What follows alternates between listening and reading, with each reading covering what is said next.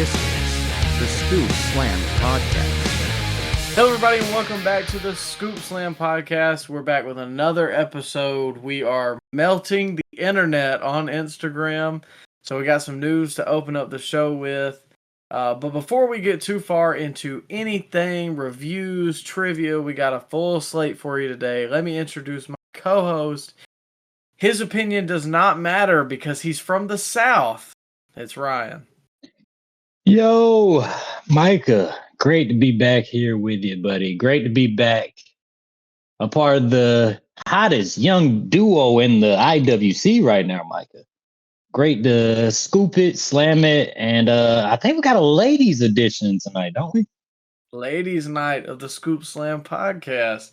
Which is very funny because most of the time we end up talking about the guys more. So if your thing is women's wrestling, you're going to like this episode because they led the way with all the good stuff this week to me.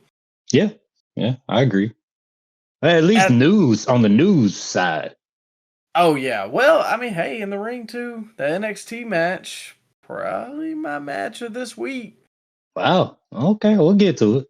Yeah, we're going to get to it. We'll break it down as long as... I don't know where I was going with that. All right. As well as... Yeah. Got a transition for me. Yeah, I don't know where I was going. Maybe I was transitioning to something later. Okay. Rhea and Nia and the whole Jade Cargill situation, because there's two sides to every story. But before we get too far into anything, I do want to say this weekend I will be on another podcast doing some Star Wars trivia with one of my buddies. It's the Kyber Cantina. So if Star Wars is your thing, go check that out. I'll be over there doing some trivia, doing a little cross promotion or whatever, trying to help one of my buddies out because, as you said, we are the hot young duo of podcasting right now. Yes, sir.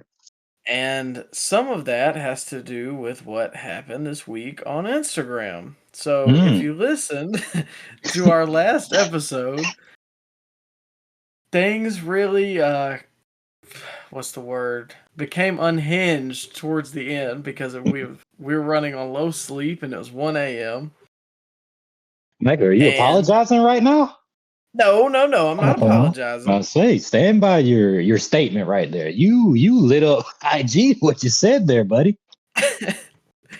I'm not backing down. All I right. would like to preface this with a statement. Okay, go ahead. Floor is yours. Anything that I say about the wrestlers is not an indictment of their personal character. I'm not saying that Orange Cassidy or Jon Moxley are awful people who deserve to be put down. Put down. I'm not saying that. No, I'm sure they're a good guy. They use their left and right turn indicator. I'm sure they recycle. Sure, they're nice guys. I wouldn't go that far, but Come on. I wish no harm on them or their families, nor do I hate any of them personally. I've never met them.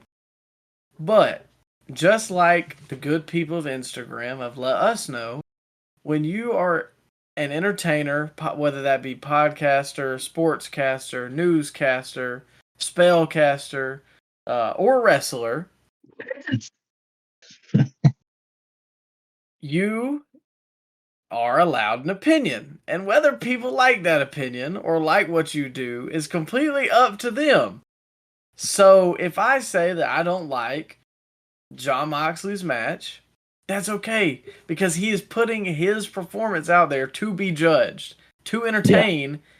And if it doesn't entertain you or if it doesn't entertain me, that's what we're here to talk about.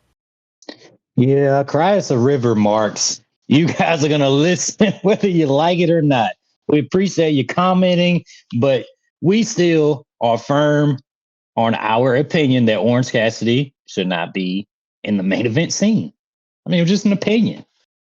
Jeez, you think that we put down their dogs, Micah? Like they were heated. Oh yeah, I'm shocked my IP address hasn't been pulled and my bank account information isn't compromised. Well, give it time. Give it time. But I would like to read a few of my favorite comments Uh-oh. from this post. Are you fired up? You're fired up about this, aren't you? Well, you know. And feel free to go look. This is at Scoop Slam Pod on Instagram. And the funny thing is what all of these marks don't realize is by them commenting, they're giving us more engagement. Yeah, and if you use the word smart as an insult, you yourself are smart. So, I mean, what is the saying? The pot calling the kettle black. yeah, I don't understand why wrestling fans choose to use that as an insult. Like, I mean, if you're using that word, you are in fact a smart there, buddy. Yeah, you could even say that about Mark. Like what? And I know I just called them marks, but who outside of the wrestling business calls somebody a mark? Nobody. But finish your point, Mike. I'm sorry. Well, I'm just going to read a couple of my favorite comments from the very delightful, thoughtful, and honorable Scoop Slam Podcast comment section. People on social media are just CM Botch fans, which is fair because I like one Mr. Phil. You, on the other hand, not a big fan. I like him in 2012. LOL, you're Southern. Your opinion doesn't matter. Jeez. Brody, I guess we can't watch wrestling if we were born in Alabama. I guess not. Anywhere below the Mason-Dixon. L Take. I got that one a lot, actually. Yeah. Then stop watching. Go be miserable somewhere else. The thing about that one that gets to me is we watch wrestling regardless. Like, the reason this podcast was started was because me and you would call on the phone and talk about wrestling. And we were like, this seems kind of entertaining. Me and you have a good time doing this. Why don't we put this on a podcast, see if other people enjoy it? I'm not telling you how to feel. I'm just telling you what I thought about it. So if you thought it was great and I think it was crap, cool. It's wrestling. Yeah, it's not that deep. Oh, you didn't like the pay-per-view? I'm so sorry that happened to you. You poor baby. All right. Thanks for listening. Yeah. Appreciate that comment, though. Bro watched one of the best matches of the year. Is that Michael Cole? That might be Kevin Kelly. This one I did appreciate. Sorry, my dog is making so much noise randomly. Orange Cassidy is a mid-card act. No insult, just facts. That's an avid listener of the Scoop Slam podcast right there. Hey, you earned a follow, buddy. Appreciate it. And the last two are my personal favorites. Oh, we got more. What a sad human being. Not capable of getting anything out of that. By all means, don't like it, but to get nothing out of it, just go sit at home, don't go outside, and just stare at the wall. What exactly were we supposed to get out of that? I guess we were just supposed to walk away from it, changed men.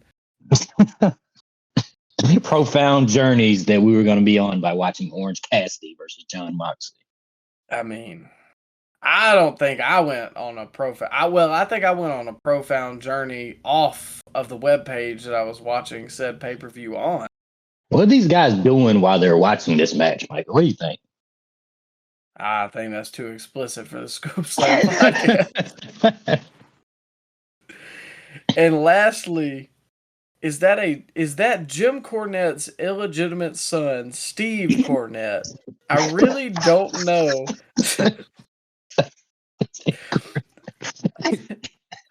I really don't know what AEW is going to do without Steve or his buddy Mark never watching AEW again. Am I Mark? I guess. All right, Steve. The thing that cracks me up the most about that is if you go watch that clip, did we not kind of make fun of ourselves at the end by saying, well, me and my friend Mark are going to stop watching? Maybe they just ran to the comment section when you said you were absolutely disgusted with that main event. Well, they need to run out. And here's the thing too. Most of these guys have 100 follow a couple hundred pages. So instead of running to our comment section, they need to run out of their mom's basement and actually find, a female, or what did Austin call it that one time? Deodorant, a toothbrush to brush those gimmicks in your teeth, or gimmicks in your mouth called they teeth. need to run to our Audible link, Micah. That's what they need to run to. Speaking of, oh, what? The Audible link is at the top of our bio in any of our social medias. So you'll click that link right there. And I'll go ahead and quote it for you right here. Get you a free month of Audible Premium Plus up to 2 free audiobooks by going to the link. It is linktr, or let me not get ahead of myself. linktr.ee/scoopslampod. Again, that is linktr.ee/scoopslampod. It'll be in the link of this episode too. The first link at the top of there, go get your free month of Audible Premium Plus and 2 free audiobooks. So instead of listening to us rant about Orange Cassidy and John Moxley, at least you can go get you a free audiobook and listen to what you want to listen to. Unless that doesn't work for you, brother. Little transition there. What do we got on deck today, Micah?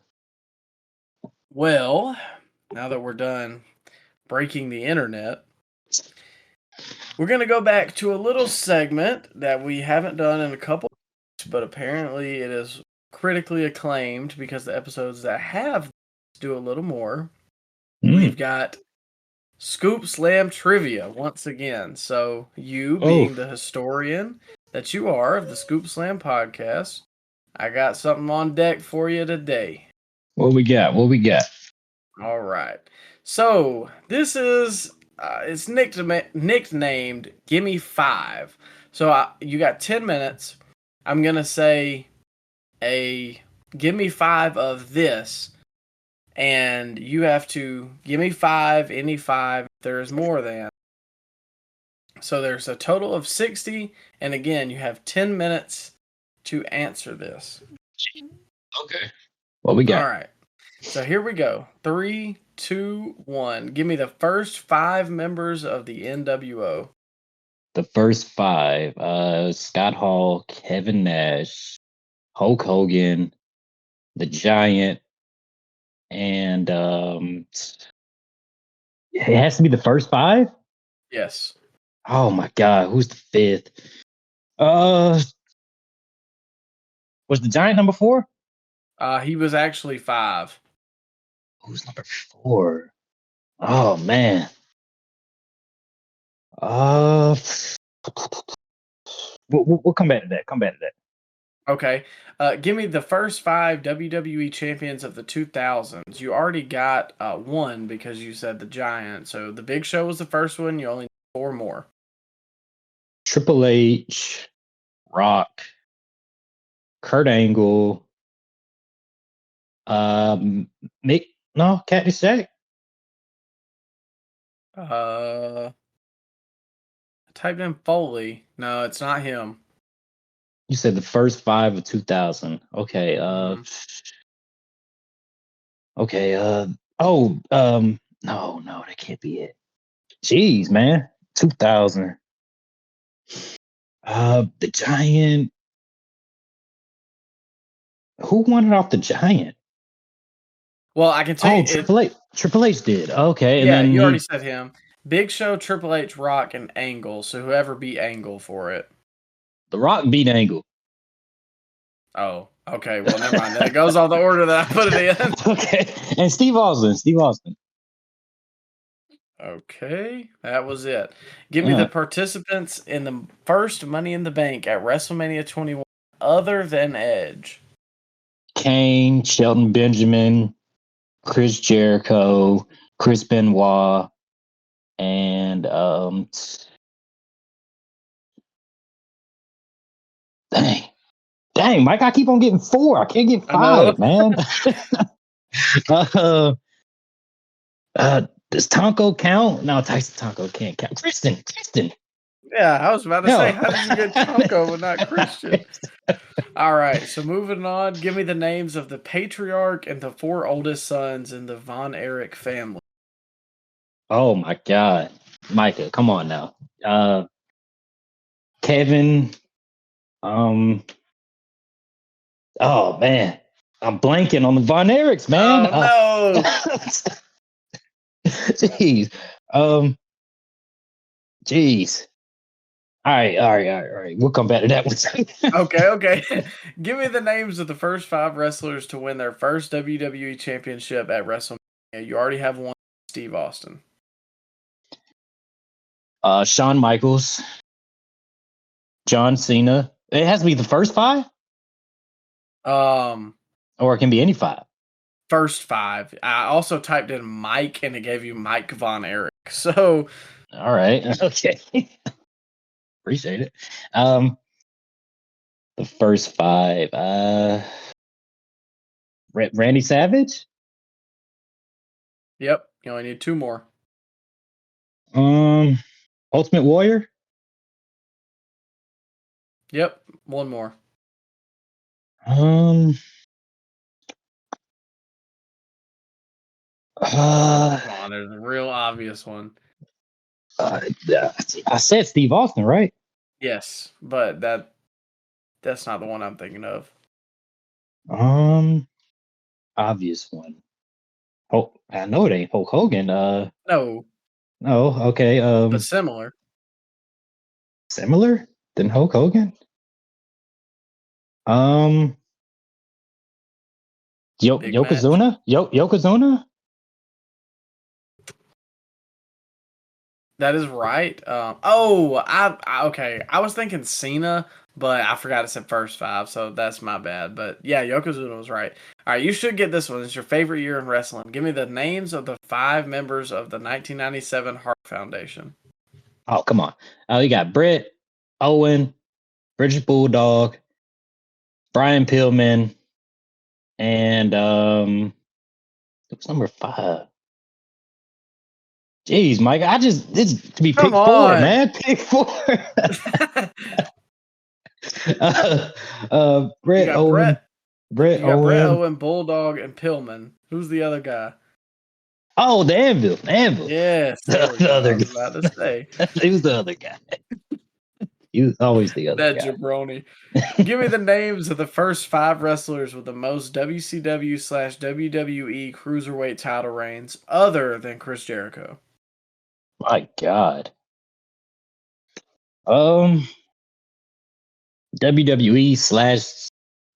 WWE/WCW.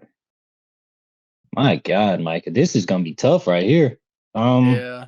Dean Malenko. Sorry, sometimes it'll take the first name. Yes, Malenko was on there. Rey Mysterio. Yes. Okay.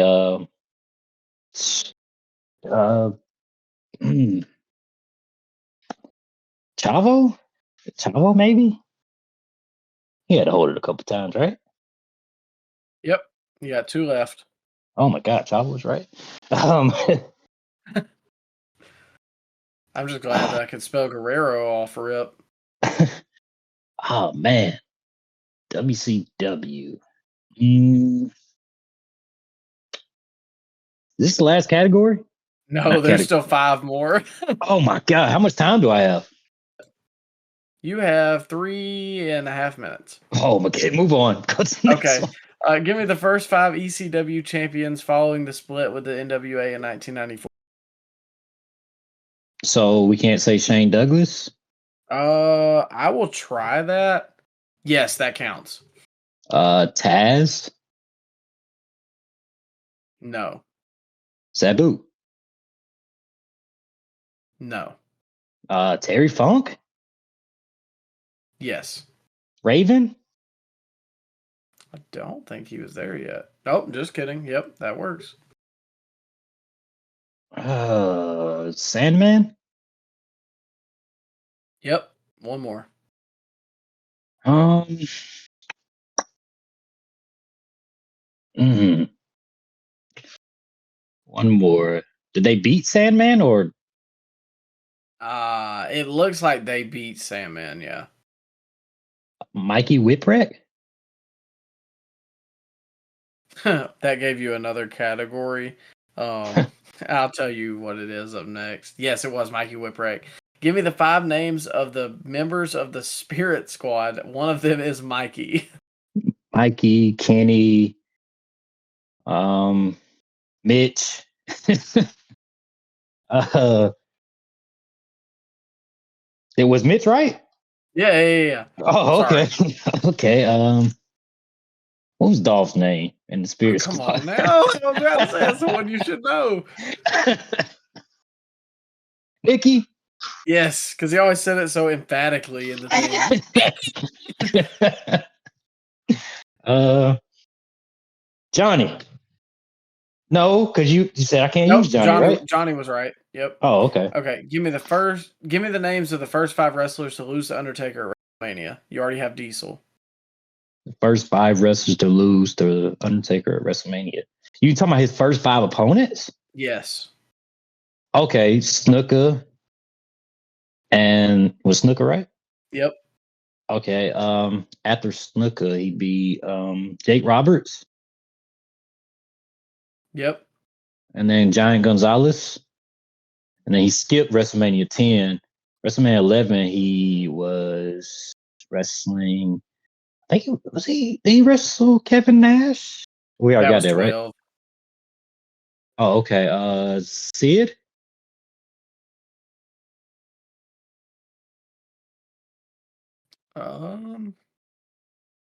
No. Not Sid.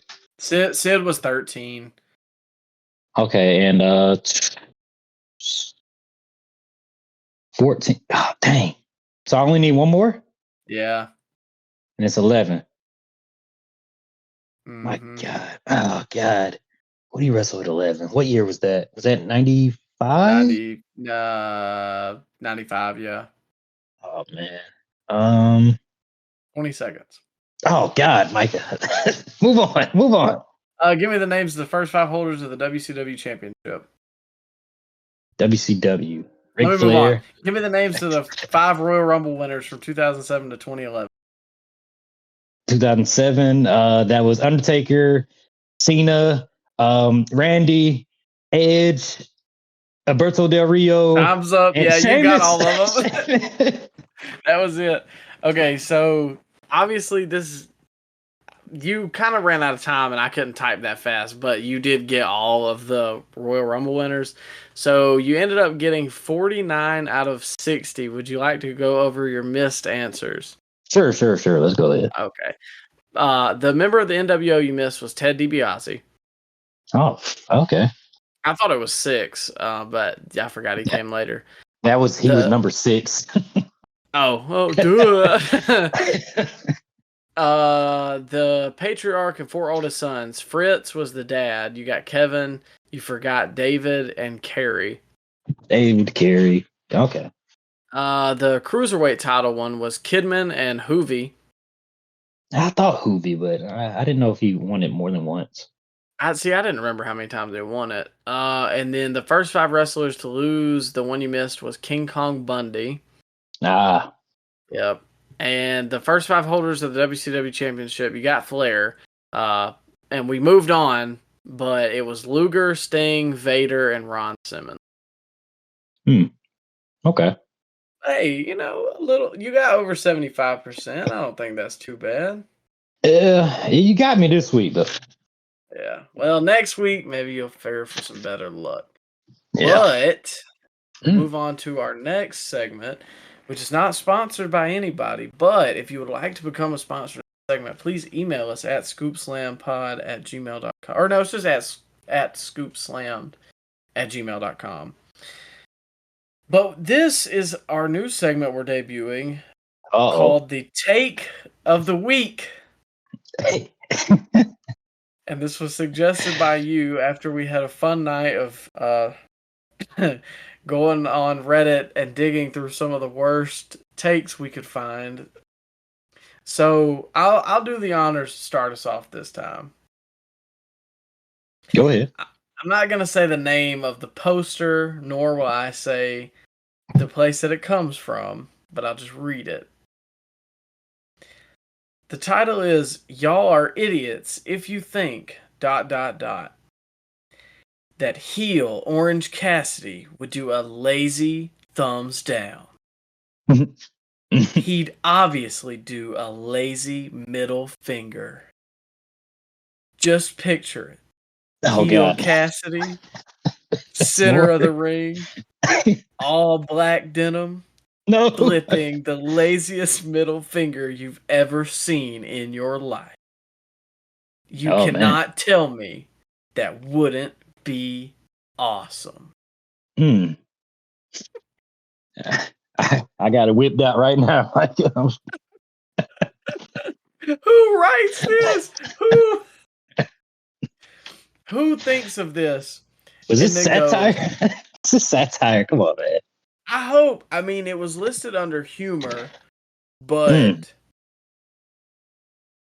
you know, it's bad enough that I honestly can't tell. So that says something. I'm glad you went back to the Orange Cassidy well, man. I had to. You know, I had to. Yeah. Struck a nerve with the general public. Oh, you did. But we're going to strike some more nerves because I got an Orange Cassidy take as well. Terrible takes from wrestling fans. I got one from the AEW official Reddit page, Micah. I dug deep for this. I dug deep. I went to all the controversial posts of the last week, and I pulled up something interesting. Okay. It was a poll of all the AEW fanboys. They voted, should Orange Cassidy have a catchphrase? Nah. Okay. All right. So I dug deep on this. It caught my eye, Micah. One little comment from, you said we can't use the name. Did you say we can't use the name? For the original poster, maybe. I don't want to give these people any backlash. Well, we're shouting them out. We're giving them clout, Micah. We're the hottest young duo in wrestling today. I think if we give them a little shout out, that might help their following. You know. Okay, well, if you insist, I'm not going to stand in your way. All right, this coming from Biffington from the AEW official Reddit page. He writes, I think it's kind of cool because it's implying that I don't need a catchphrase. I get out there and wrestle. Which is funny. He misspelled which. He put W-I-C-H. Which is funny considering how much of a 180 that is from his original AEW gimmick. And that's why I love Orange Cassidy. He's been developing as a character all these years. Oh my God. Oh, he's been developing it, Mike. You didn't know. He's different from what he was 4 years ago, Mike. Oh, really? Yeah, you didn't know that. He doesn't just throw lazy kicks now, Mike. He gets fired up and he starts to lay in those kicks. Did you see that on the pay-per-view All Out, Mike? You saw that, right? Oh, I witnessed it. So, Micah, the character work right there, just otherworldly. Should have been number one PWI. No, they did not write that. no, they didn't write that. Okay. No, they didn't write that one. But still, though, man, I'm sure they were thinking it. I'm sure one hand was on the phone and another hand was somewhere else while they were writing. The Dungaroos, one would say. Yeah. To you, Mr. Biffington, you got one half of our worst wrestling takes of the week. So if you like that segment, let us know. I personally thought it was a fun addition. I think you go for more of the actual thought and opinion, and I go for the fan fiction-esque writing. So it makes for a good combo, but I'm waiting for the week that we both find the same one and then try and say it to each other. Oh my God. Yeah, it's inevitable. I'm sure we're going to come across something. Oh yeah. But if you see a bad take out there and you're perusing of the IWC, please send it to us, scoopslammed@gmail.com. We may consider it for our take of the Or, week. or send it to us and we'll shout it out on the podcast and laugh at you. Yeah. And we'll revel in your name since you sent it to us. Of course. But we've had a lot of fun to start the show off. So let's go ahead and finally get into some of the wrestling, the news. At the top, the rumors of the week. Obviously, if you've been listening, we haven't really touched on the whole Punk situation. So here it is. We're going to get to our final thoughts on this. It's been a busy couple weeks. So, at this point, I really don't know what. Yeah, I'm tired of reading about it, man. We probably should have dropped the emergency pod when it happened.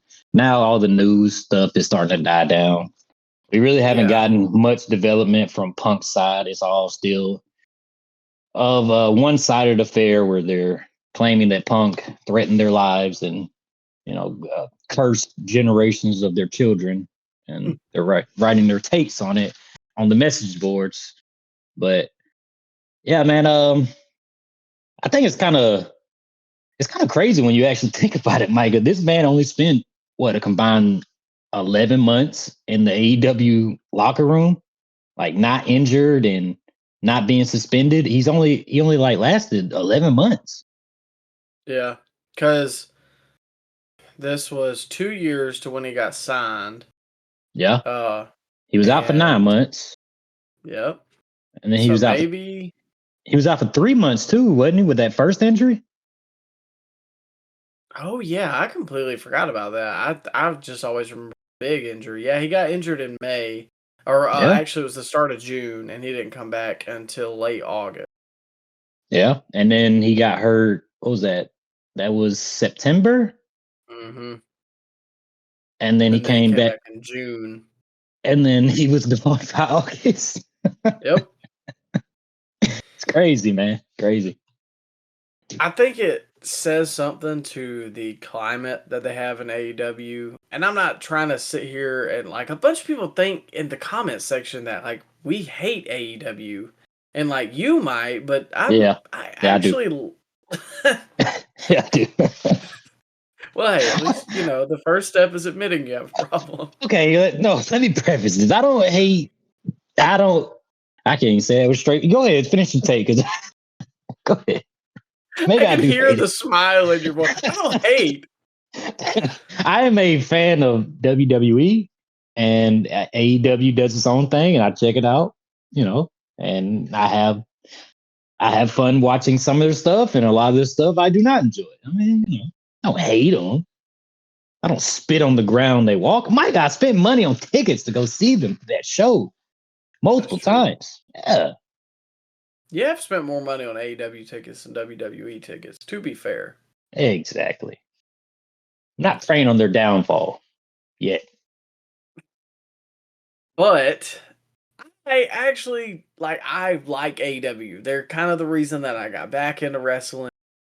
But the trend from 2021 to now has led me to genuinely not knowing what company I prefer and just kind of watching both, because mainly of this, like the reason I came back in the first place was Punk. Yeah. Because I heard he was coming back. He was one of my favorites when I was a kid. I had kind of already been slightly getting back because like the Taker documentary, I think, is really what like fired that whole thing up. And then I started briefly paying attention, heard about AEW, the whole 9 yards. The last ride really got you back invested? Yeah, I heard about it and I was like, oh man, Undertaker's retiring. So I heard that match with AJ was going to be his last. So I watched it and then watched the last ride. And I was like, I guess it kind of just struck a chord with me. Because you got to think, too, this was during COVID. Yeah, not much else going on. Yeah, nothing was going on. And that's honestly when a lot of, I guess, like nerd culture stuff started coming back popular again. Like anime, hugely popular during COVID again. Because I think people were in their house and stopped caring about what other people thought about them so much. So they started finding what they liked.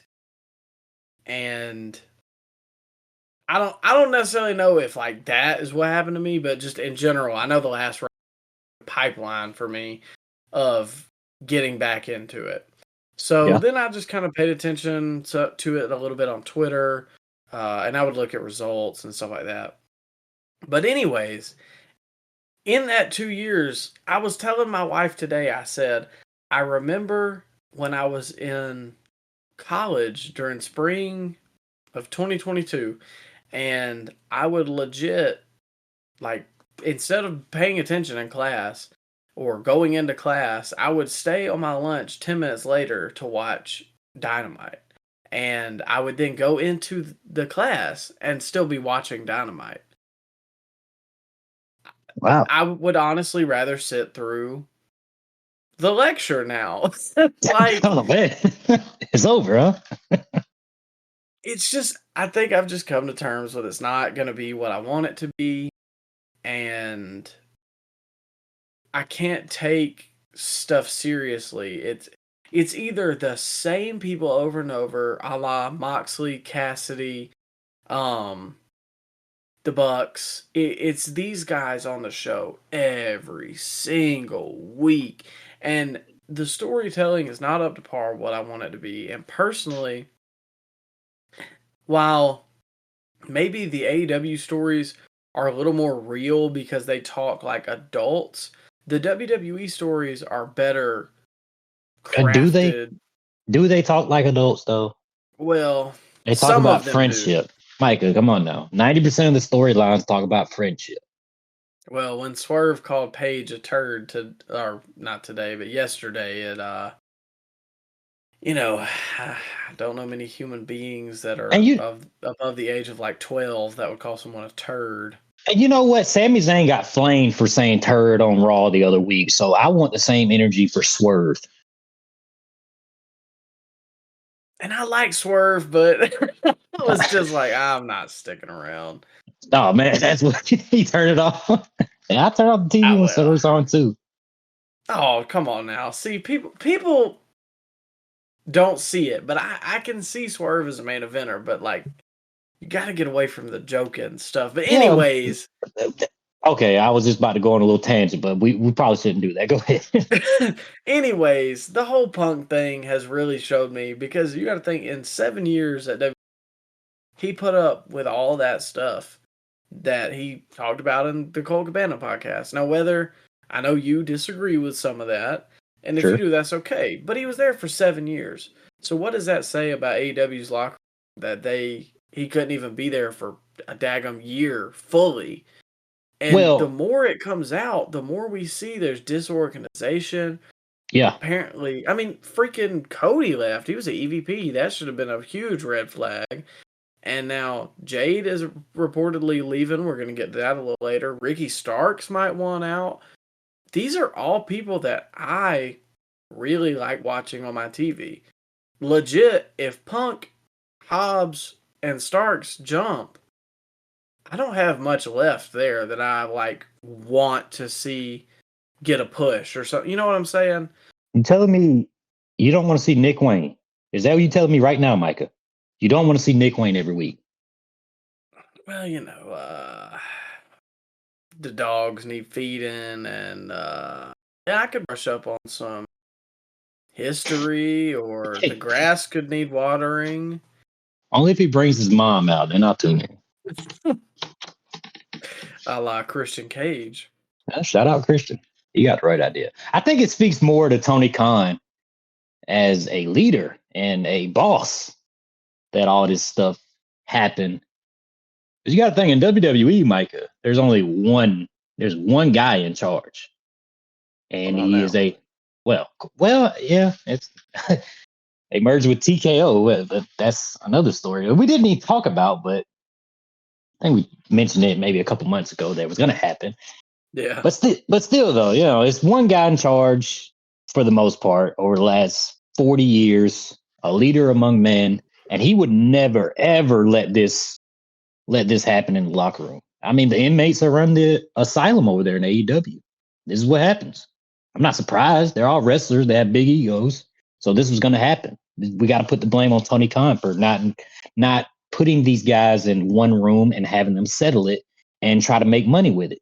Like, Micah, how much money was left on the table with Punk and Omega, or Punk against the Bucks with FTR, or Punk versus Daniel Bryan? How much money got left on the table because CM Punk got shown the door early?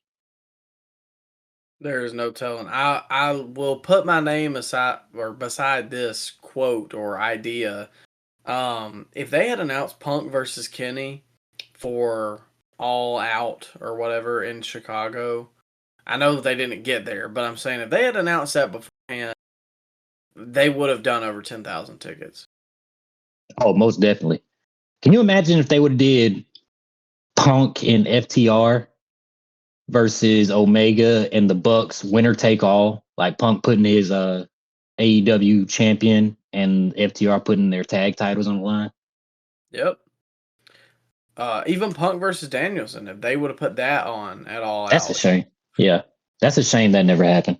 That's crazy to think about. These guys got signed right around the same time and they never, ever shared the screen together. Like, how crazy is that?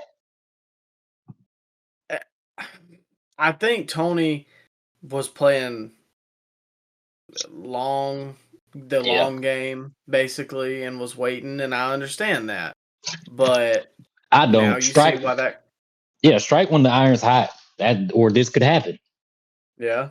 Or they could just be hurt because honestly, Punk and Danielson have both been a little injury prone during AEW, and I love both those guys. I'm not saying it as a bad thing. They're in their 40s. They beat the piss out of their bodies when they were younger. Well, when they first got there, they were both healthy for the most part. So you could have made it happen when they first got there, but he wanted to wait, and I don't know what he was waiting for, but it's such a shame that we never got in any interaction with them. Like the two biggest stars of the 2010s. I don't care how you feel about CM Punk. Yeah, I'm not a fan. I'm not gonna say I'm not a fan because CM Punk was my top guy when I was watching in the early 2010s. But you can't deny the man's talent on the mic and in the ring for the most part. And Daniel Bryan had the Yes movement. He had a big cult following, and he got the big celebration at WrestleMania 30. I mean, my point is, Micah, the two biggest stars of the 2010s. It's such a shame we didn't get them in a different company as the main event attraction in front of 90,000 people at Wembley, or 72,000 if numbers are numbering, whether if the new numbers coming out. The math ain't mathing. But yeah, and that's the thing. Like, I see so many people that try to deny the talent, or they say this and that about Punk, about him being See a botch. Yeah, that crap, or the stuff about he's old, or he's washed, or he's an egomaniac, or he's abrasive. Like, well, I understand that. A lot of those. Well, look, okay, but like you said earlier, who's not an egomaniac in the wrestling business? Yeah. Okay. Like, honestly, all the biggest stars, the Hogan, Rock, Austin, even, I mean, shoot, look at Austin. Like, say what you want to. I know this is like a whole different situation, but Austin up and left because he didn't want to lose to Lesnar Raw. He wanted to do it at a pay-per-view, which makes sense. He straight up refused to wrestle Jeff Jarrett after he got beat up by China. Yeah. Or was that? I think it was Mark Merrill. He refused to wrestle because he got beat up by Sable. That's what it was. So, like, again, all of the biggest stars, and despite how you feel about Punk, he was their biggest star in AEW. They typically are this way, and I'm not saying you have to cater to all of their demands. I'm not saying it gives them a blanket statement, but it's the wrestling business. You've always heard it described as anybody who gets in the wrestling business is a little crazy, has a little bit of an ego. That's just how it is. It's been that way for forever. So I guess my final thing is I'm not trying to defend his actions because it's not the way. But let me put everybody in this situation.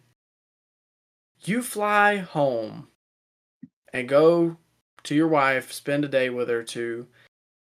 After you were supposed to have a meeting with these guys that you want to sit down and talk to for months, they won't do it. And then they finally set up a meeting and everything, and you get there thinking, okay, you're probably nervous, but you're trying to get the hatchet buried. It may not all happen once, but today is going to be a good day. Things are going to get done. And then they cancel last minute. And you've been trying to do it for months and you can't get them. Okay, that's fine. Fly back home, spend that time. Then you fly like a 12 or 14-hour flight because London is a ways away, whether you believe that or not. And then you get there and you have issues with your travel. And you're having to, ride a train. You end up getting lost. I'm sure people are asking you all over, hey, can I take a picture?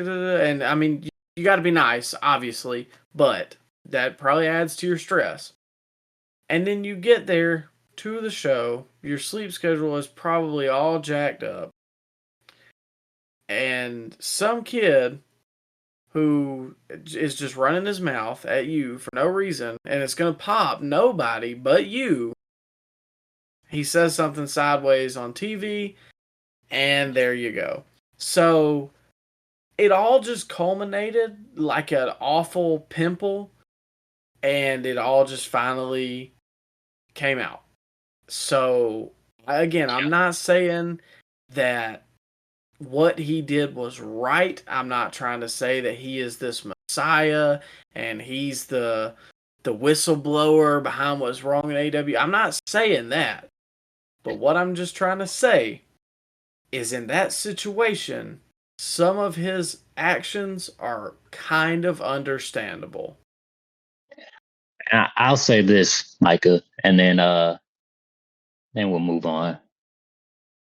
I think Tony Khan is not in the wrestling business to make money. He is in the wrestling business to make friends with the wrestlers. And I blame him for Punk's exit.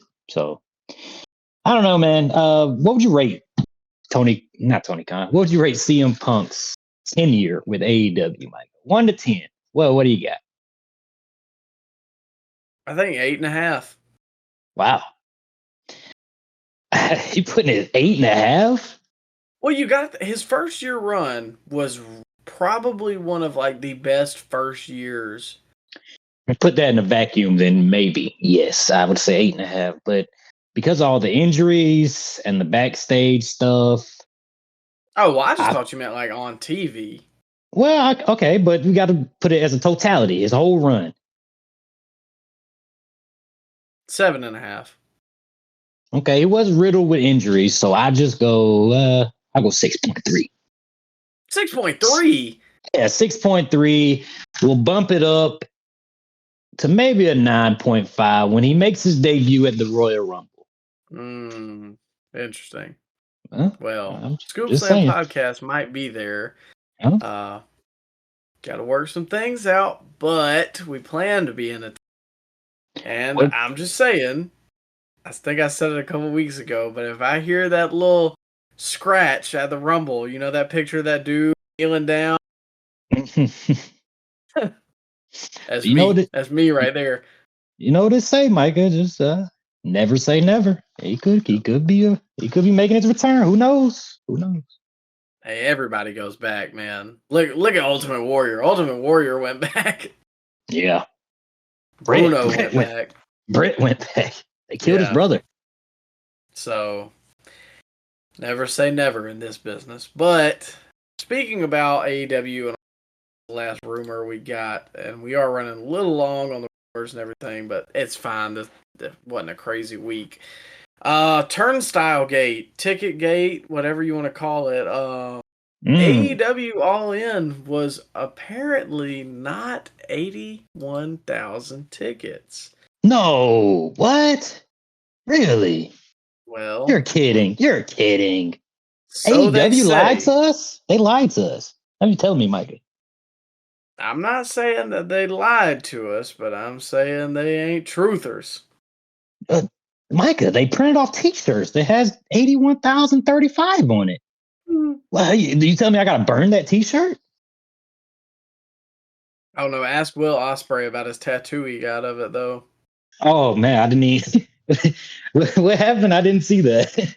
Oh no, he got a tattoo of like the date and everything, and it was actually kind of like a looking tattoo. I mean, it was just like stuff, but he got like the date wrote in Roman numerals and like a circle, and then he got like AEW All In kind of in it. Just look it up. It's hard to envision and like describe. But at the bottom it says 81,035. Oh my god.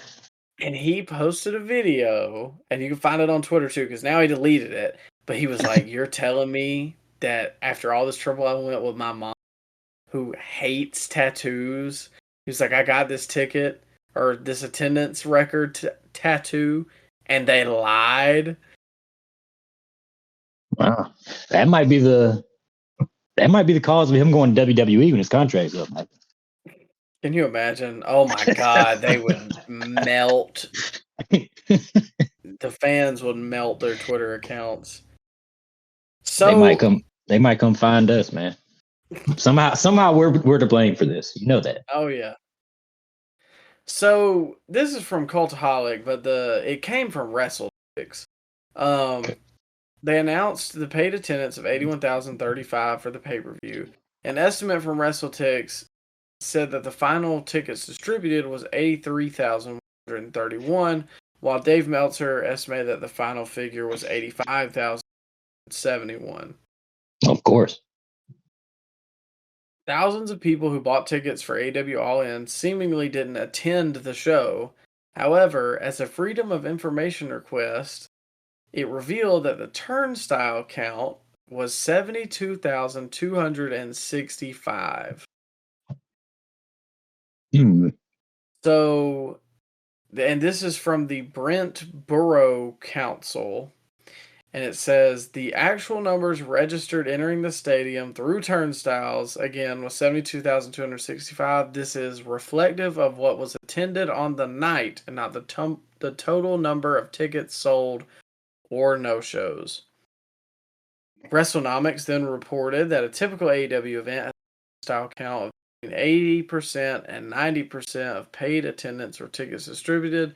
For All In, the figure was 89% based on WrestleTix 83,131. So, if they didn't get that, the WWE WrestleMania still has it because the turnstile count for the Arlington Police Department was 80,709.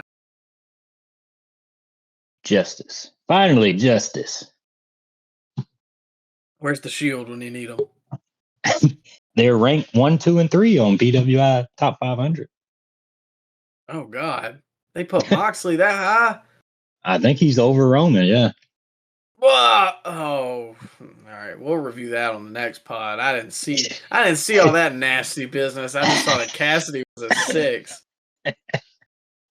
Yeah, man, it's pretty funny though because Meltzer loves to bring up the turnstile number when mentioning WrestleMania 32, and now he's probably gonna have mental gymnastics to justify the count for All In. I don't know. It's pretty funny. It's pretty funny. Pretty interesting development in who actually had the highest attendance in wrestling history, which I still think should belong to North Korea if we get technical. Well, that's a little different. That wasn't paid. You saying they got held up at gunpoint, Mike? No, but you know.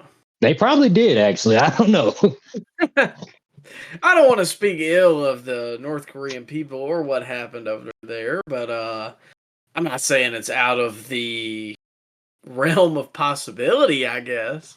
Okay, I'll give you that. True. This is kind of funny though, because if they did only get 72,000, they didn't beat WrestleMania 3 or SummerSlam in Wembley. Nor did they beat WrestleMania 32. Interesting. So, and you know WWE is going to make it its mission to go to Wembley Stadium now. oh yeah. What would be really funny is if they then said it was 81,036. I would buy that T-shirt. I bet you would. Anyways, I don't think we'll ever really know because I doubt Tony Khan backs down on the statement, and he'll probably no, the number was actually this, and here's why, and we'll never know. So, still, we're playing catch up, and that starts with the September 4th edition of Monday Night Raw, the last thing that we'll review from the past. And then we're going to get to the stuff from this past week, and then we are finally caught up after the weekend that is Labor Day weekend every year now. Thank you, WWE and AEW, for putting 20 hours of content back to back. Chad Gable versus Gunther for the Intercontinental Championship, with the caveat that if Gunther was Continental Champion of all time, we now know that he is indeed. Really good match. I got a couple points here, and then we'll go back and forth on it. I really liked it. Probably the best Raw main event that I can remember since me and you have been watching. They've really done a lot to start building Gable up, and to me, he's somebody who should have had some focus on him for a long time. His chaos theory always looks really cool, but it looked really good here, especially on Gunther, a guy who's bigger than him. It's a little hokey because Gunther has to pick his legs up, but it still looks really cool. Yeah. And the icing on the cake of this match was the camera shot of his kids squalling in the front row after he lost. So perfect. Kayfabe is still real in that house. That was perfect camera shot too. Yeah, like, it made me think of that girl in the Miz in like 2011. Angry Miz girl. Yeah. Yes. Yeah, I remember they had similar situation in NXT with Sasha versus Bayley, and Sasha made Bayley's super fan cry like live on camera, and yeah, man, it was great old school heel heat. I love that. And Chad Gable cut a pretty impassioned promo after the show, saying that he promises he's going to take that title from Gunther. And he dropped all the shoe stuff. He didn't say the thank you and hold his two fingers to the sky. It was all him. It was all like raw emotion, like how he did not like that Gunther made his daughter cry, and he never wanted her to feel like that ever again. I love that. And then they followed up next week with the segment where he challenged Gunther again. So I do believe they're going to have one more match at the next pay-per-view. Hoping for an Iron Man match, but that was give him at least 30 minutes. I don't do no 15-minute Iron Man match or something like that. Or 2 out of 3 falls, maybe that something like that. But my preference would be the Iron Man match. But going back to the match from the past, from Raw, thought it was a good match. One of their best outings. And it still was a great match, even though the WWE always does this weird stuff. How they structure their commercial breaks kind of throws it off a little bit. But these guys can do way better. Oh, yeah. That's what I'm really waiting for. Like, I feel like if you give them 30 minutes on a pay-per-view, 2 out of 3 falls, or Iron Man, either, and just let these guys go to work, it will definitely be a match of the year candidate. Because these two are like at least top 5 best workers in WWE right now, if not 1 and 2, honestly.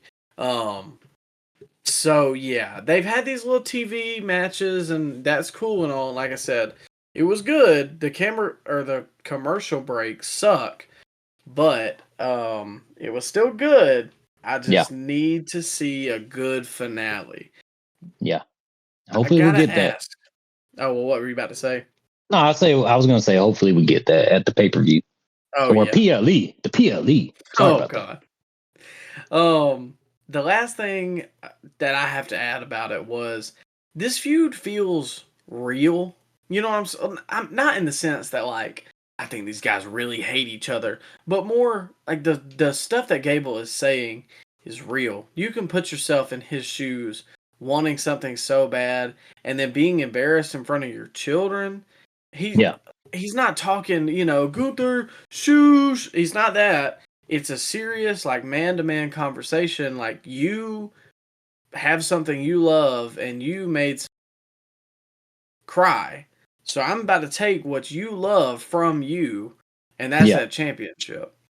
Yeah. And they definitely leaned into that on that promo after the show last week. Micah, if you haven't checked that out, definitely go back and check out that.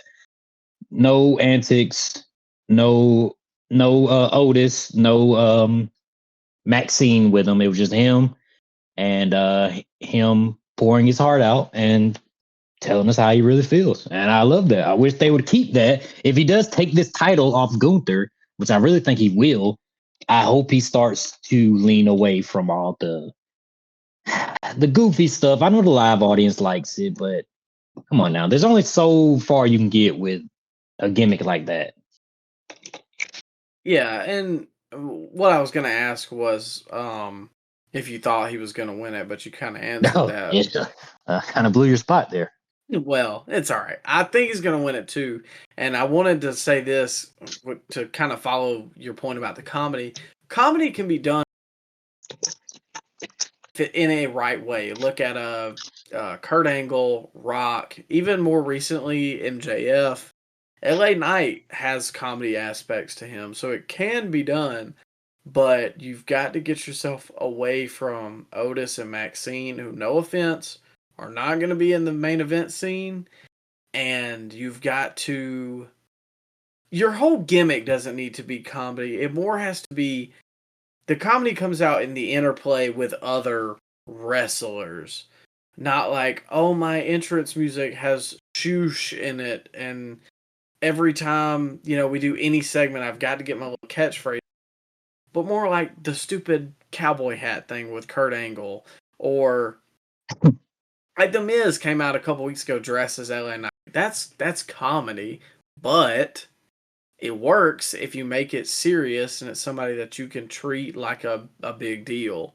So for a while, Gable needs to get away from that and then factor that into, I guess, his character or some of his segments, but not Yeah. make it his entire existence. Yeah, don't have him act like a child. Yeah. Because it'll be the biggest bag fumble in the world if Gable takes his belt off Gunther and he's squandered in 2 months.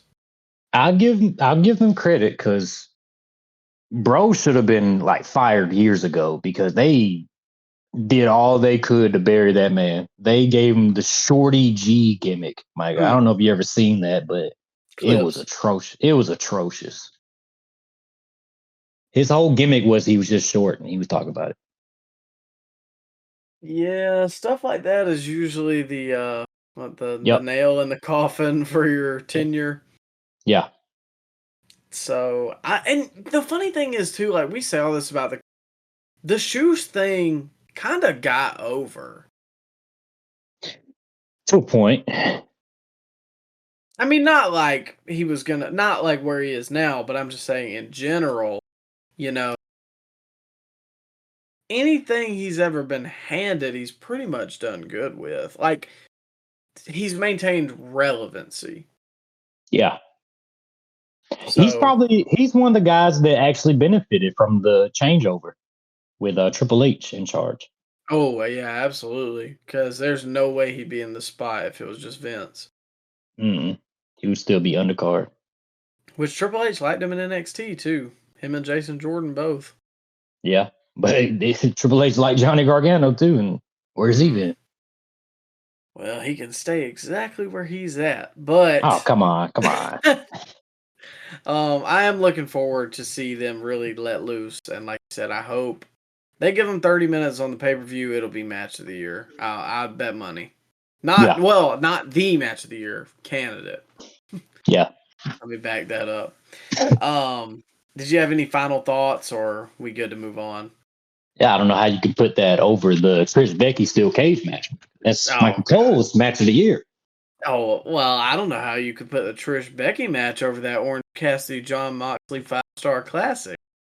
I mean, it was the greatest match of all time. Profound experience watching that, Micah. You didn't have the same experience. No. I got a churning in my gut when I watched it. Almost a gag reflex was triggered. Well, we'll move on to the current week so we can finally get caught up. And we arrive at SmackDown. Oh. But you told me that SmackDown really had nothing on aside from confusing bloodline storyline mess. So yeah. We'll move on from that. I did want to ask, did anything happen with LA Knight? He came out and what the internet guys are saying, shot on Kevin Nash by calling him out. Did that. Did you see that? Where he said, if I was an idiot, I would say, look at the adjective, but I'm not an idiot. And did you see all that, Micah? Yeah. Yeah. Yeah, just basically him calling out Miz and the new pairing of Grayson Waller and Austin Theory showed up to confront him, which I think they're going to be a duo going forward. It looks like. Oh my God! I told you about this last week. You didn't believe me. That stinks of putrid death. Hey, now I'm willing to give it a chance because I was skeptical when Miz and Morrison got paired together. Similar situations. Young guys that they really didn't know what to do with in WWE, so they put them together and magic was made. So who knows? This could be the next great tag team, Micah. I don't know. We'll did tell me about that. Yeah, we'll give it a shot. Give it a shot. I don't know. That seems like the two bullies who would be at the high school and I don't know, in some Disney movie. Well, sometimes guys when they get paired together on screen, that maybe that's what they need. Like when Steve Austin was floundering in WCW, they paired him with Brian Pillman, showed a little more personality with that, and eventually became the biggest star in the world. I mean, it happens. It could happen. Who knows? Maybe this is what Theory needs.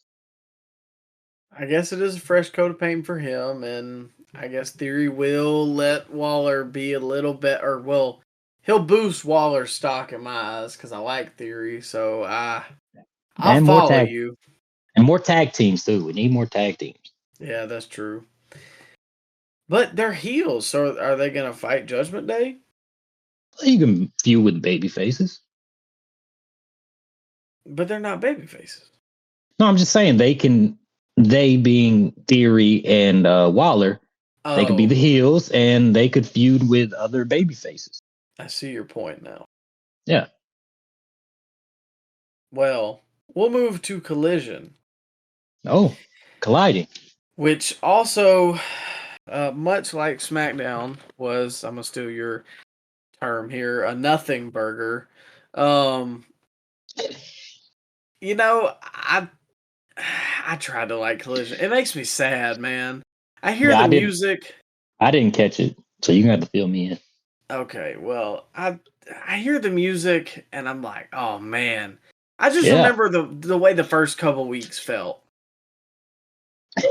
It doesn't feel like that anymore.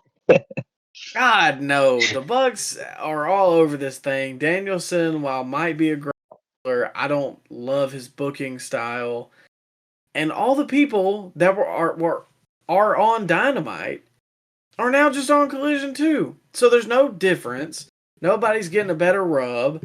It's the same people from Wednesday to Saturday. And it's Dynamite 2.0. So thank you for ruining, a really good... I legitimately would have rather watched it than football some weekend.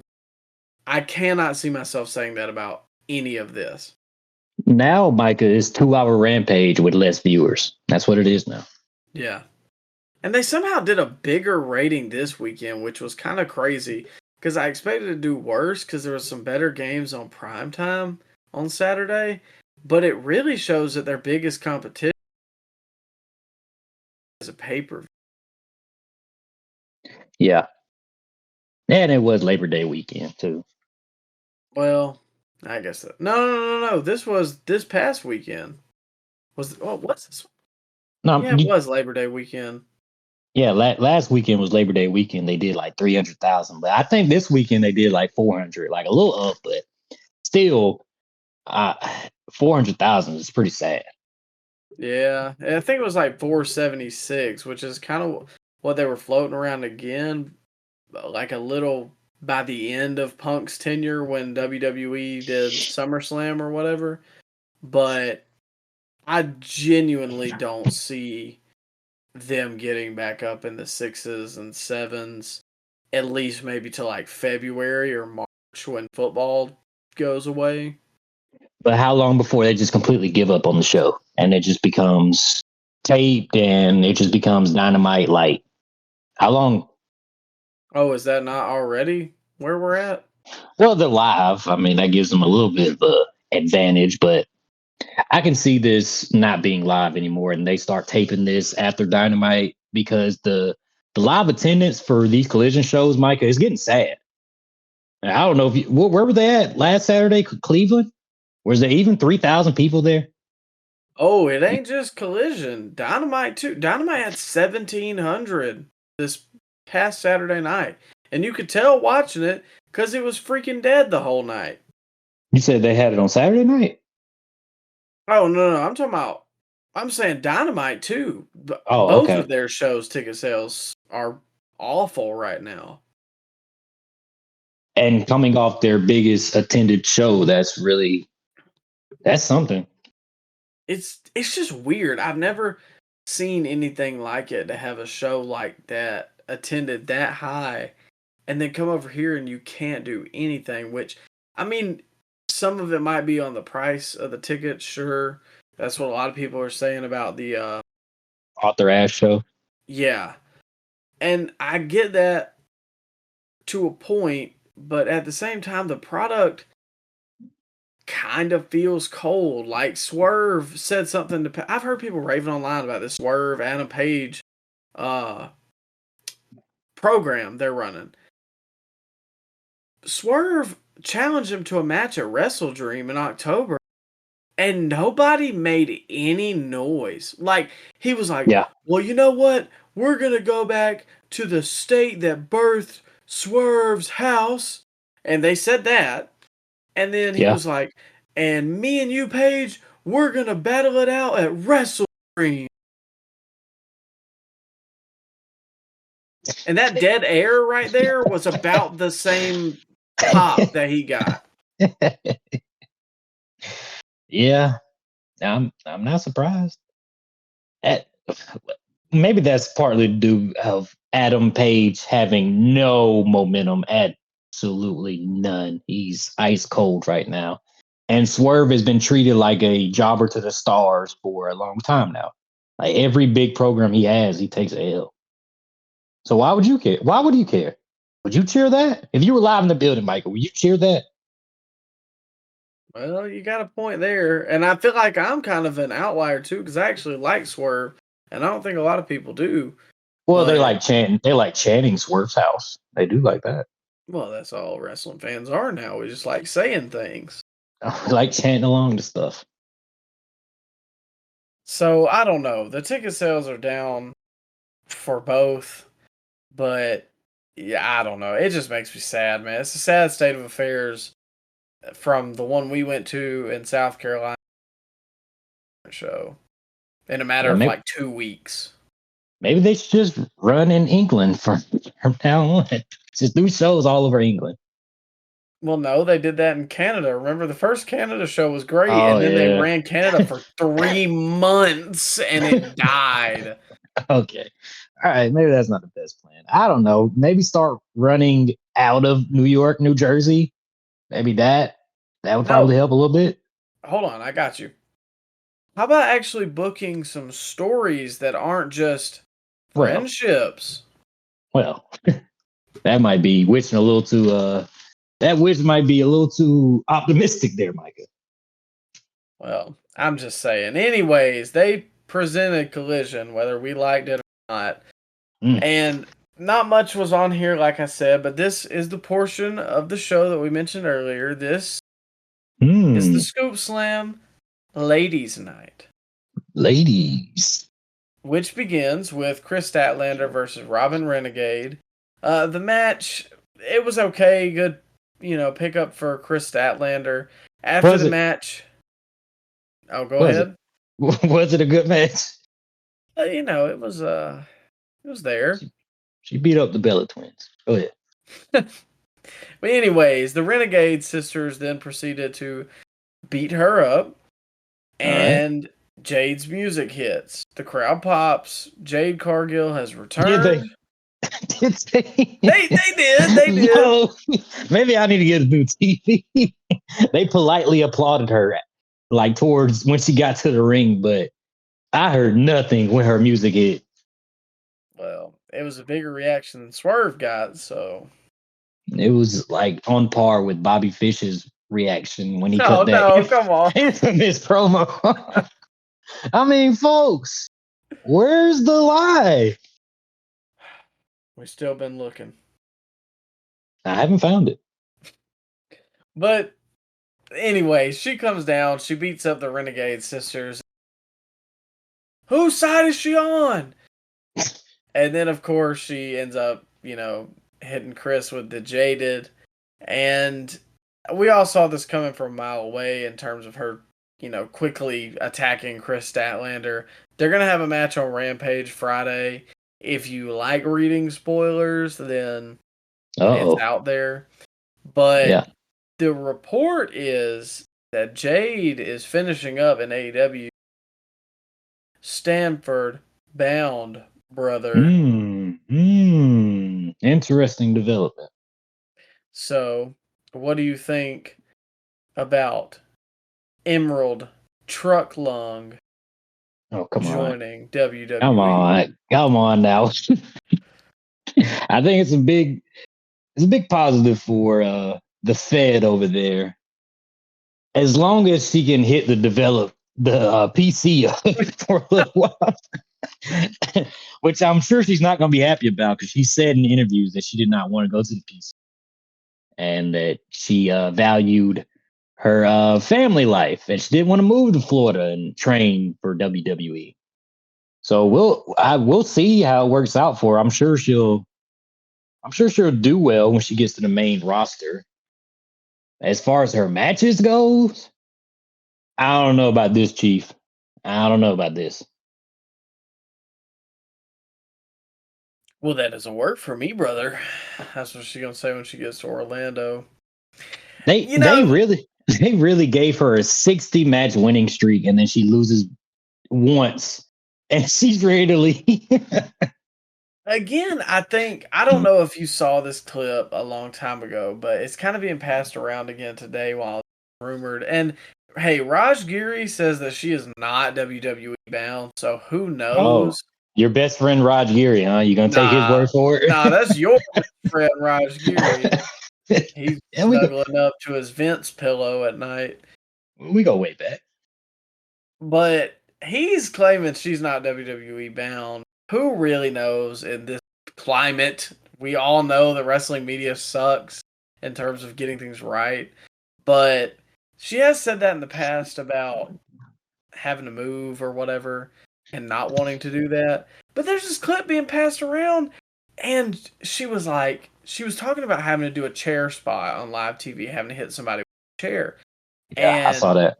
Yeah, Punk was like, okay, this is how you hold a chair. You got to choke up on it a little bit so you can swing it better. And she was saying before that, when they told her that she was going to do it, she said, I had never used a chair before. And they're like, oh, it's okay. That is the problem with AEW's TV. That's why everything looks so discombobulated all the time, because nobody takes the time to teach somebody something. You might think swinging a chair is simple, but if you've never done it before, it's live TV. I mean, good God! So I bet Punk getting fired probably she was not a fan of that. And if she is going to WWE, then that might be one of the reasons. I think we need to mention the fact that Cody Rhodes was supposedly a big mentor to her. So that could be like a big reason she's leaving.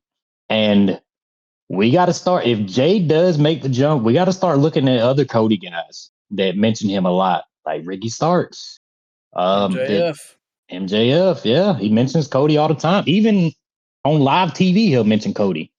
So it's very interesting to see where the next couple months is going to land us, because I believe Ricky Stark's contract is up pretty soon, and he caught a little heat online, Mike. I don't know if you saw that, where he was thanking CM Punk.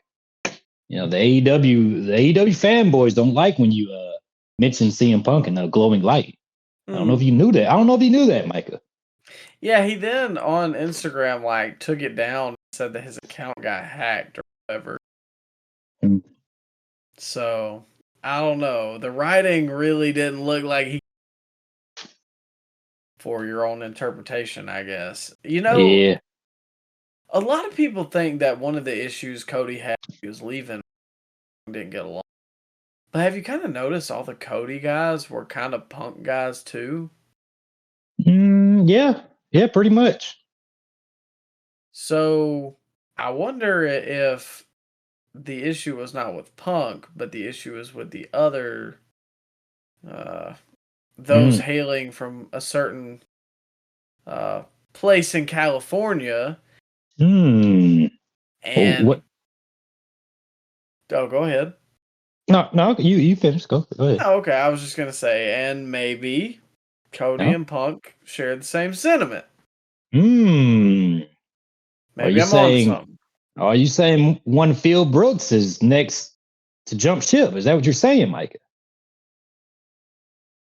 I'm not just saying it. I'm hoping for it. He's smoking the opium, huh? Yeah, you know. I need to see my man Phil somewhere. I don't care where. I'll watch him in the Impact Zone, for Christ's sake. AEW will bring him back and he'll have to lose to Orange Cassidy. How would you feel about that? Oh, okay, yeah. Turning the channel. All right. There's got to be something better on. NXT. Well, NXT was on. We can go to NXT a little later, but first we got to get to Raw. Oh, I skipped Raw. I'm sorry. Oh, I thought you watched kidding. the main event. I'm kidding. I did watch the main event. All right, I was about to say that was the only thing we really had to talk about. Yeah, I did. It was a quick main event. It was like 10 minutes. Yeah, got through it. I do have to ask you something, but let me go ahead and set this up. Monday Night Raw from this past week, which was September the 9/11. Yeah. Rhea Ripley versus Raquel Rodriguez in the main event. I have to ask, which I have a couple points, but was this better than their payback match? I didn't watch it, but I know you did. So, maybe on par with it. It was like 10 minutes that we actually got to see, because the rest was on commercial break, but it was probably on par with their payback match. Okay, I just wondered, because it was less sloppy. It was less sloppy in this match compared to their payback match. Okay. Because I was going to say, the thing I wrote down is that I really think that Rhea is great. Her selling is really what does it, which is a big key point. You kind of notice the people I like, a la Dolph, Shawn, Darby, Rhea, what do they all have in common? They're really good at selling the point. But I didn't hate this. It was, a far cry from Gable and Gunther, but that's not necessarily saying anything in terms of Raw main event. Raquel's a little green, but I still like her look. She looks legit, like a fighter. You know what I mean? If you saw her in the street, she turns heads because she is big. And I just wondered because so many people hated the payback match. And I didn't hate this. It just wasn't anything crazy. So maybe for the payback match, people were expecting kind of like their NXT match, and then they felt let down. So I was kind of seeing like, what about this do people hate so much?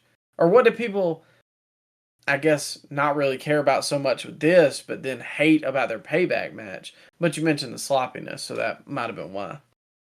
The crowd was kind of dead during their payback match because I believe they were on right before the main event, which is always 9 times out of 10 in wrestling. That's the death spot. That's where you go get your popcorn. That's where you go to the bathroom.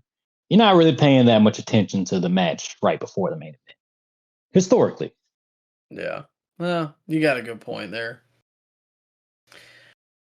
I think the major factor in this is the ending. Oh, yeah.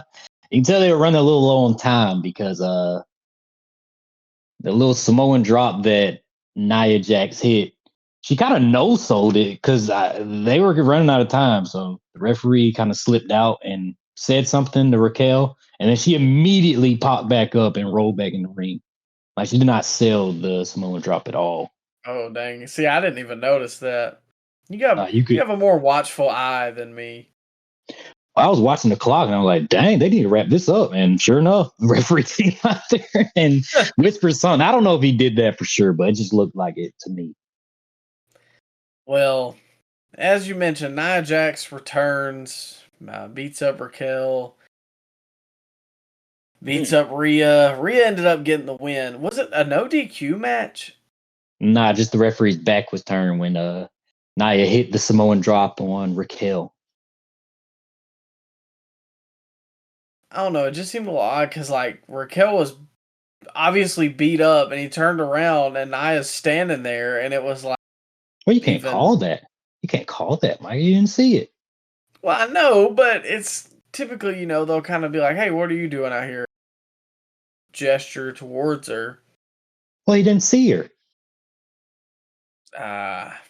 Oh, how could he miss her? Is that what you're gonna say, Mike? Are you gonna say that? Yeah, you are something, buddy. How could you say that? I held my tongue, and then you stole my thought. But the thought was about to slip, and now I caught myself. You had to call me out on it, so I can't lie. We'd call a spade here on the Scoop Slap podcast. That's our trademark. We're trademarking that as catchphrase.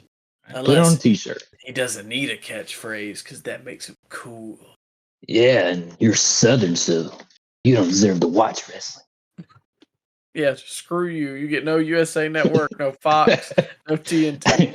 We have to start farming because we don't deserve any. We don't deserve any entertainment. Nia Jax is interesting. Garbage. She's trash. Go ahead, say it. You can say it. We're not pulling no punches here, man. But why'd they bring her back? I guess people in the back like her. And whoa, hold up now. Have you forgotten she is related to one Dwayne Johnson? Come on now. That's probably why they brought her back. Yeah. It just seems like a odd move. I don't know.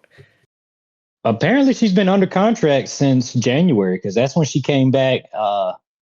She came back at the Rumble, I believe, but she's been under contract and they just haven't used her. Just like how they doing my man Carlito. Man, where Carlito at? He ain't been seen. Supposedly they're waiting on creative for him. Well, daggone, why don't you wait to sign him then? You remember when they signed what was it, Davey Boy Smith Jr. and he had one dark match and then they released him like a couple months later when they said a few months prior to that they were waiting for creative for him. And my man never got seen on TV ever. I don't understand that. It's weird process. Very, very weird. But getting back to Nia. Yeah, I guess when you got that much money, it doesn't matter. I missed much of Nia Jax's run, so Michael Cole here called her the irresistible force. Mm-hmm. Is that a play on the fact that she's more of the immovable object? Oh man, I don't. Yeah, you might be right. They've been calling her that for a while. Best thing she's done in the company, in my opinion, was enter the Royal Rumble and immediately get finisher spam. You ever see that clip? Oh yeah. Randy Orton just unleashes an RKO on her after they had like a no hitting female ban for a good decade at that point. But that didn't matter. She can still take an RKO in a 619. So I enjoyed that part. Oh, and a super kick too. Dolph, he got him some. That was the best part of her run, in my opinion. And other than that, I really can't name anything redeemable that she did during her run. She had a shoot fight with Charlotte Flair live on air, and yeah, that was something. I very unprofessional, but it was something. But yeah, maybe she's like backstage, man. I don't see the net positive of bringing Nia Jax in. I would have saved my money and just signed Jade. Yeah, I don't understand it either because I've always heard she just hurts everybody, and I don't know. Final thoughts. How come Randy's allowed to hit R? But I say that, she should have been hit with a Van Daminator, and I'm the bad one this week. But we'll move on from Raw. Maybe Nia Jax was brought in to job for Jade.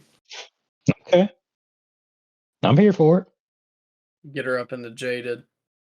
Oh my, you that'd be quite a sight there, buddy. See, and get her over. All right, okay. Referee wouldn't miss that. Immovable object. Anyways, we move on to NXT. Oh, NXT. Somehow Shawn Michaels got me to watch this week. Whoa! You watched this whole show, brother? No. Because I did. I was like, "What in the heck is Shawn doing?"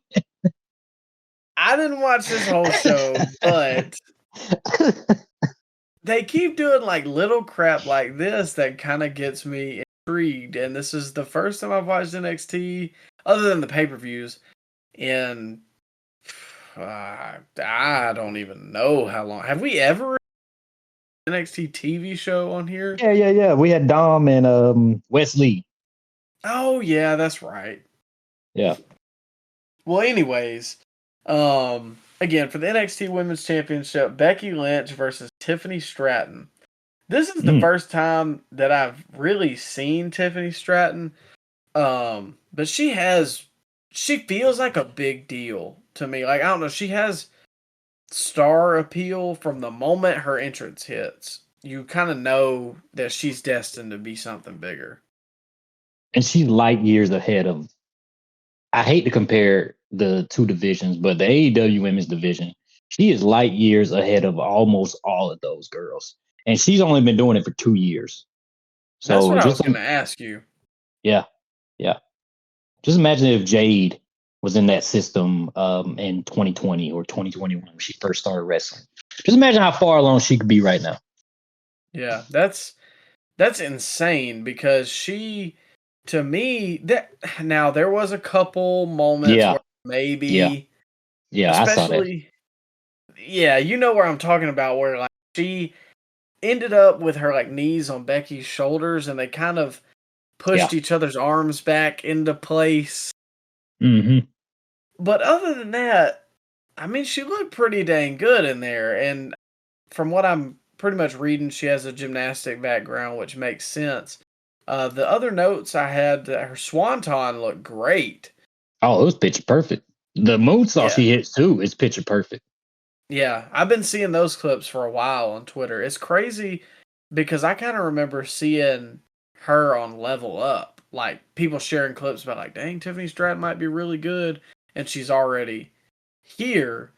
But the swanton, it's the way she, and I guess it's from that gymnastic background, but she just looks so smooth doing it. The same with the moonsault. Every off the top rope move that she does looks, It's it's aesthetically pleasing. Yeah. Yeah. Whereas Jeff, you wouldn't want to be on the receiving end of that. Especially the ones he's hit the last couple of years. Yeah. Yeah. Oh, yeah. That's what I was talking about. But did you know? You said what now, Mike? You cut out. Oh, I said, did you know that she was trained by Greg Gagne? Was she actually trained by him? Yeah. Before she tried out with WWE, her mom contacted Greg Gagne, former wrestler best known for his time at the AWA, to train her. So I think she may have trained with him for a little bit and then went to the Performance Center. Yeah. I did not know that, but I wouldn't have guessed that. Yeah. Like, what? I didn't even know Greg Gagne was still alive. I didn't either. Vern's the one that's dead. I'm sorry. Vern is he was his dad, I believe. Yes, but I mean, Greg is 74, so I mean, he wrestled in the AWA, so saying something. Why out of everybody she contacted Greg Gagne? If I can, Booker T wasn't available. I think it's because she's from Minnesota. Oh, okay. Minnesota. Man, Brock, he ain't got nothing else to do. Could have brought her out to the ranch. Yeah, bring her out to the ranch. I think Gable's from Minnesota, ain't he? I can look that up real quick. I think you're right, though. Yeah, I think he's from Minnesota.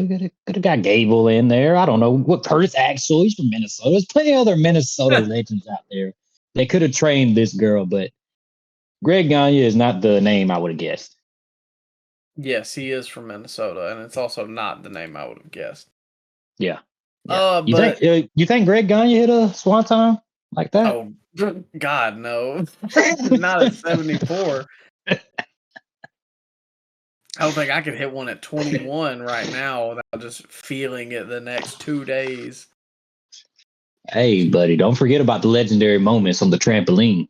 Hey, 5-star classic. I could wrestle a broomstick back then. Dolph would have been proud.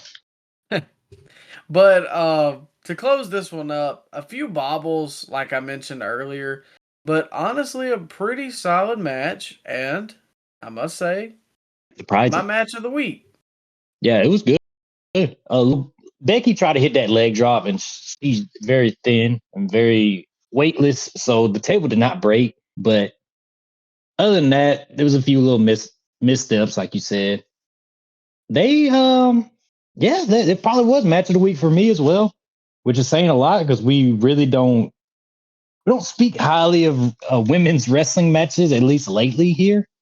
I mean, we did like the Becky Trish steel cage match, but other than that, it's not really been a lot to go off of the last couple months as far as AEW and WWE from the women. But yeah, man, Tiffany Stratton, she could be on the main roster tomorrow, and I don't think she would feel out of place at all. I think she would have a spot there. I don't like her gimmick per se. It's not for me, but who knows what she'll adapt to when she gets to the main roster. Maybe she won't do this same stuff she's doing right now, but in ring, she's pretty much there. She pretty much has it. What I kind of got a feeling from just looking at Titantron and everything, but no. Okay. Like, so is her gimmick that like she's perfect or a Barbie-esque, like she's the popular girl at school? Yeah, she speaks like it too. She's kind of like a rich girl, and like I don't know if they still do this because I haven't watched religiously NXT for last couple months. I haven't like tuned in every week, but I remember she used to like she would mention her daddy all the time in promos, like, oh, daddy's gonna buy me this or daddy's gonna buy me that. And I don't know, that was kind of like, oh, okay, this is hokey. But so she's like a valley girl. Exactly. She speaks like it too. But I don't know if they're still doing that because like I said, I don't catch NXT every week, but I did catch this episode, and I gotta say, Sean, what are you doing? You're fumbling, brother. I had you promoter of the year. I had you booker of the year. You can't be putting segments out there of that. Those backstage segments they film, Micah, are so weird. Like they have ambient music in the background, like during the segments. I need. Like they're shot like a bad porno, man. Like I'm not Oh, even joking. man. I'm not even joking. Like I gotta send you that promo I watched. I was appalled. I wanted to send it immediately when I saw it. But I was like, nah, man, I can't force Micah to watch that. He doesn't deserve to see that. He should never see something like that. I But need yeah, to man. watch a full episode of it. Okay. The segment I'm talking about, it was with the Chase University girl. Forget her name. And there was another girl with her, and they were at a bar or something. I don't know. Somehow the PC students were at the bar too, and they tried to ask out the Chase U girl. And then the Chase U girl started beating up the guys that tried to ask her out. It was so phony. And they played stupid music, and I don't know. It's weird, man. But other than Yeah, that, that Becky don't. and Tiffany Stratton was a good match. It was. I don't know that those segments sound very good, but the match. But yeah, the announce table breaking that sucked because I was like, oh, like that's kind of in the back of your mind. But overall, really good. My match of the week. Becky winning is interesting. You think they're doing that so she can drop it to Zoe? No. I think she'll drop it to another NXT girl. I don't know if Zoe should hold it. Because Zoe's on Raw now, isn't she? Yeah. Yeah, I think she'll drop it to a NXT girl. Maybe she had a little interaction with Lyra Valkyria on the show. And supposedly she's a countryman of Becky Lynch. So maybe they'll do like a mutual respect angle thing and she'll drop it to her. I don't know. Oh, okay. That name will stick around. I can see that on the marquee. It's something. It's something. Yeah, that's what they're gonna rename Ricky. Hey, I forgot the Chase U girl's name, but I remember Lyra Valkyria. So Yeah. that's to tell you a lot right there. Last thing on the week, really short, but we'll close up here. AEW Dynamite again. I tried. I just didn't find much that I really liked. The Swerve stuff didn't click for me. The Jericho Sammy stuff was okay. Joe and Roddy kind of felt meaningless, and then they ran an angle after. Was But in the middle of all this was this MJF promo on Roddy and Samoa Joe, depending on who was going to win. Really? For the Samoa Joe promo, he chose to steal an iconic legend who was always a interesting promo, to say the least. A loose cannon in TNA. And he pretty much quoted with a couple add-ins of his buddy Cole, the Steiner promo, Steiner Math. If you didn't see this, go watch it. It was really funny. Sometimes stuff like this where you're obviously copying something is kind of ridiculous, but I don't know. Yeah.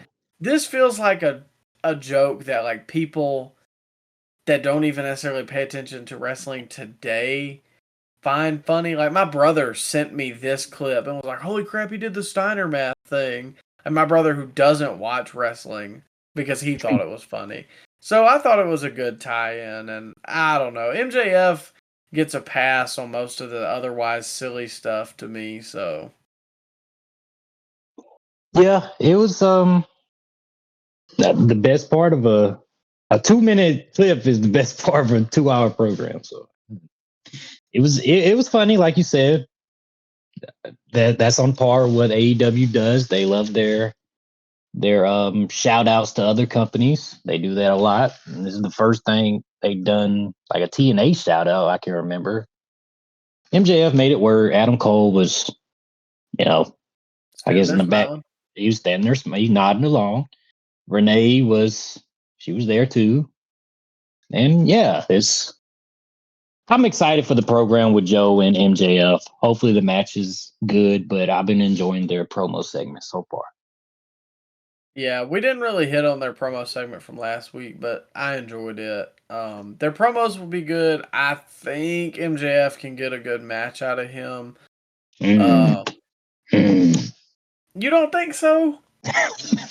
Joe is cooked, man. You know this. Come on, him and Punk had I think you're underselling the him and Punk match. Like at All In, it was a pretty good match. It wasn't Steamboat Flair. It was okay, but you making it seem like it was Shawn and Taker at WrestleMania 25. Joe has not had a string of good matches since. Oh boy, I don't know. Because I stopped watching TNA, so I don't know when's the last time he had a good string of matches, or a string of good matches, I should say. What about you? There was nothing in WWE? No, he had good matches, but they were like one-offs, and then he would go back to having mid-matches where he gets gassed 2 minutes in, and they were just kind of forgettable. His best match, in my opinion, in WWE was against Brock Lesnar. That was it. Which is crazy because it's a big man match, and those typically aren't very good. It lived up to all the dream match speculation that it had going into it. But that was the hottest Joe was in WWE. His matches with AJ, the storyline was pretty good, but the matches always disappointed because you always thought, dang, man, if they could just have a 2006 type TNA X Division match, that would be great on a big major pay-per-view, a SummerSlam, Samoa Joe versus AJ Styles. We're gonna get 2006 AJ Styles versus 2006 Samoa Joe. And then we got fat, out of shape Samoa Joe and AJ kind of going through the motions with him. And it ended in DQ at SummerSlam for the WWE title. So I'm sorry to kill your dreams, but it just happened. I watched it. I know what happened. I watched it. I seen it. I remember reading the comments about it. But suddenly everybody has amnesia when he gets to AEW, and suddenly he's a great worker again. No, he's not. He's fat. He's out of shape, and he doesn't have good matches.